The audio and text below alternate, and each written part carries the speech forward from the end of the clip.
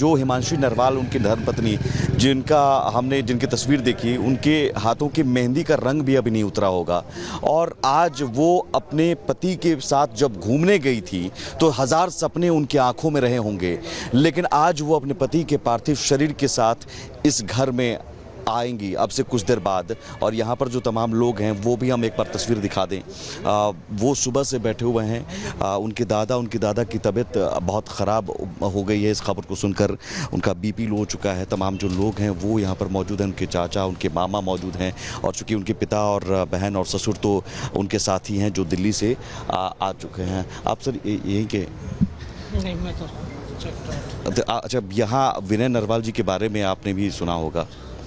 सुना, जब तो आए हैं। और क्या आपको लग रहा है कि विनय नरवाल जी की और उनके जैसे जो तमाम पर्यटक घूमने जाते हैं अपने परिवार के साथ या फिर शादी के बाद दोनों घूमने गए थे और अचानक ये आतंकी धर्म पूछ कर मार देते हैं, क्या ऐसा करना चाहिए? अब आगे क्या ऐसा एक्शन लेना चाहिए? ये तो मोदी जी ने एक्शन लेना चाहिए उनके पाकिस्तान के खिलाफ। ऐसे बच्चों को मारे, ऐसे अफसरों को मार रहे हैं, तो एक्शन में तो आना ही चाहिए सरकार ने। बिल्कुल एक्शन में आना चाहिए। कुछ और भी लोग हैं चूँकि यहाँ पर बहुत सुबह से मैंने देखा एक ऐसे मातम की घड़ी है। आप भी समझ सकते हैं, हम भी समझ सकते हैं। और मुझे खुद बड़ा अजीब लगता है कि हम उनसे क्या सवाल करें कि जो इस दुख का पहाड़ झेल रहा है। आप अंदाज़ा भी नहीं लगा सकते हैं कि इस घर का इकलौता चिराग थे विनय नरवाल, लेफ्टिनेंट विनय नरवाल, और जिनकी शादी हुई 16 अप्रैल को। 6 दिन पहले 19 अप्रैल को रिसेप्शन की खुशी मनाई जाती है। 1 मई को बर्थडे की खुशी मनाने का इंतज़ार होता है कि वो कश्मीर से लौटेंगे तो उनके चाचा कहते हैं कि हमने तो बर्थडे पार्टी की तैयारी कर रखी थी, जन्मदिन पार्टी हम करते, और फिर उसके बाद वो 3 मई को कोच्चि जाते। लेकिन यहाँ अब उनके पार्थिव शरीर का इंतज़ार हो रहा है। और भी जो लोग हैं, आस पड़ोस के लोग, सभी कहते हैं कि विनय नरवाल बहुत अच्छे मतलब बहुत मिलनसार व्यक्ति थे। जब भी आते थे तो सबसे मिलते थे, गांव समाज में घुलते मिलते थे। आप विनय जी को जानते होंगे, उनसे बातचीत होती होगी। किस तरह के मिलनसार व्यक्ति कहा जाता है? बहुत मिलते घुलते थे। वो बहुत प्यारा लड़का था। जब भी आता था पूरे रिश्तेदारों में, सब में अच्छी तरह घुल मिल के रहते थे। और अभी सबसे बड़े दुख की बात ये है, अभी शादी को उसको 4-5 ही दिन हुए थे, घूमने के लिए गए थे वहाँ पे, जो जगह ने अपराध किया, उससे हम बहुत दुखी। और वो तस्वीर हम भी देखकर, कल से उस तस्वीर को देखकर मुझे लगता है कि हर व्यक्ति उसकी आंखों में आंसू आ जा रहे हैं। जब वो तस्वीर हिमांशी नरवाल जी बगल में बैठी हुई हैं, विनय नरवाल जी की वहीं पार्थिव शरीर पड़ा हुआ है जो गोली लगने के बाद, उस तस्वीर को आपने भी देखा होगा। 3 इंच की हाइट थी, इतना सुंदर समाट था, कोई भी नहीं है यहाँ पर। बहुत अच्छा था बेचारे, इतनी मेहनत करके दिल्ली पढ़ाया, बहुत कुछ कराया, पर भगवान ने उसको रास नहीं दिया। और पूरे हरियाणा में इसी की मौत हुई है। और भी बहुत सारे आप लोगों से बात कर रहे हैं, परिवार के लोगों से, रिश्तेदारों से, हर कोई अपने दुख को बयां कर रहा है। लेकिन दर्शकों को बता दें, पहलगाम में दहशतगर्दों की बर्बरता से पूरा देश गुस्से में है। हर हिंदुस्तानी का दिल गुस्से से भरा हुआ है। हर कोई इस बदले की मांग कर रहा है। जिस तरह से पहलगाम में गोलियां बरसाकर पर्यटकों को निशाना बनाया गया, उससे पूरे देश का खून खौल रहा है। आतंकियों ने सिर्फ ये देखा कि सारे के सारे टूरिस्ट सिर्फ गैर मुस्लिम और गैर कश्मीरी हैं, उनके नाम पूछे और गोलियां चला दी। किसी के सिर पर गोली मारी, किसी के सीने और किसी के पीठ पर गोली मार दी। पूरी खबर इस रिपोर्ट में देखिए। मेरे बच्चे को मेरे पति को बचा लो। हम बचा देंगे।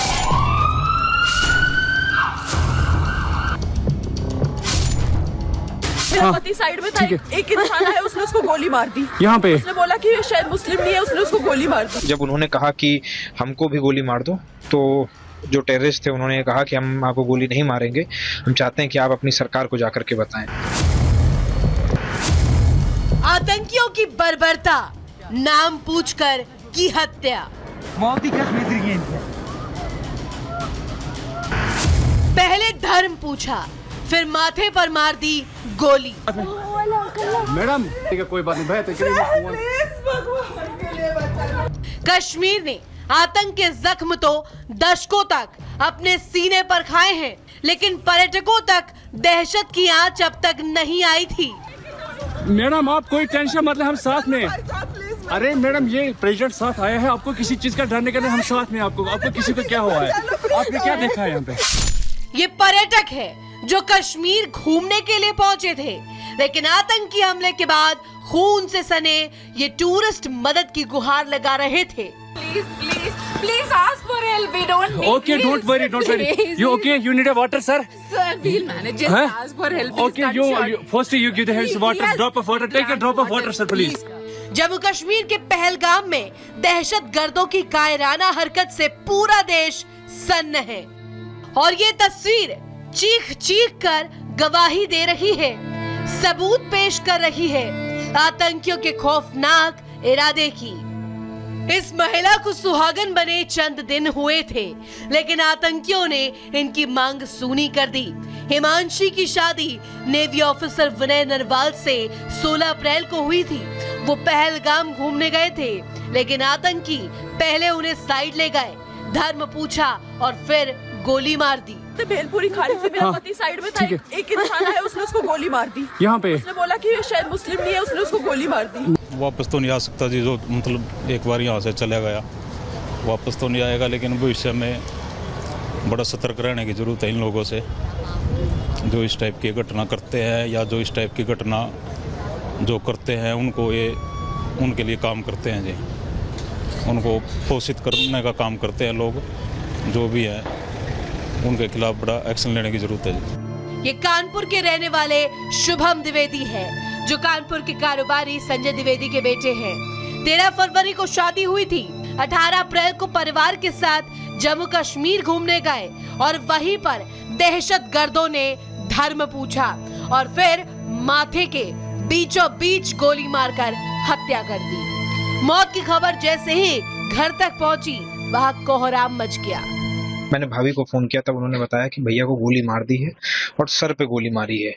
उसके बाद करीबन 2-3 घंटे बाद एक वीडियो वायरल हुआ जिससे हम लोगों ने उनको पहचाना, जिसमें ये दिख रहा था कि उनके सर पे गोली लगी है। उनके जस्ट बगल में ही गोली मार दी गई और जब उन्होंने कहा कि हमको भी गोली मार दो, तो जो टेररिस्ट थे उन्होंने कहा कि हम आपको गोली नहीं मारेंगे, हम चाहते हैं कि आप अपनी सरकार को जाकर के बताएं।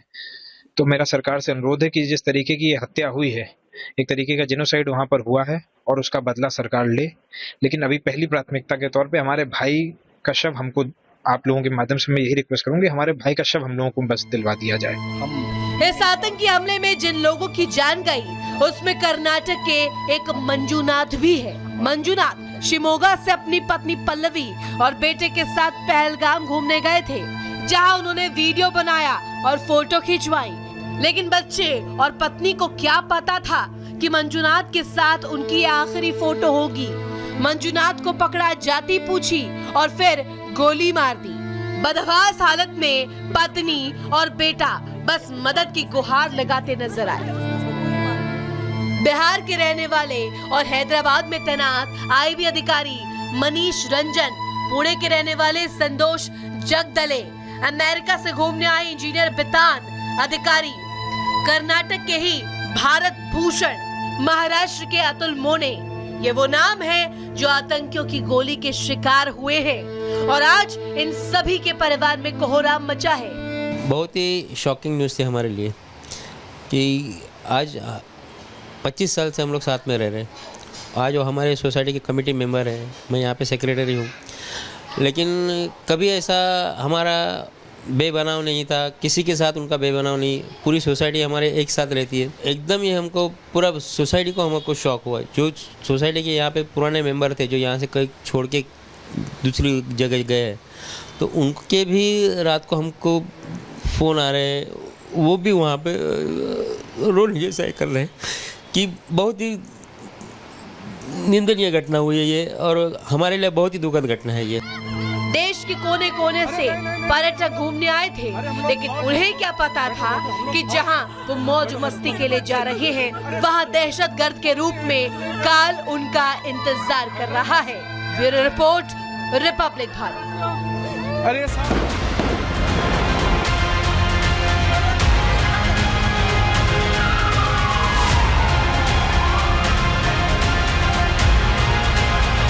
एक तरीके का जेनोसाइड वहां पर हुआ है और उसका बदला सरकार ले।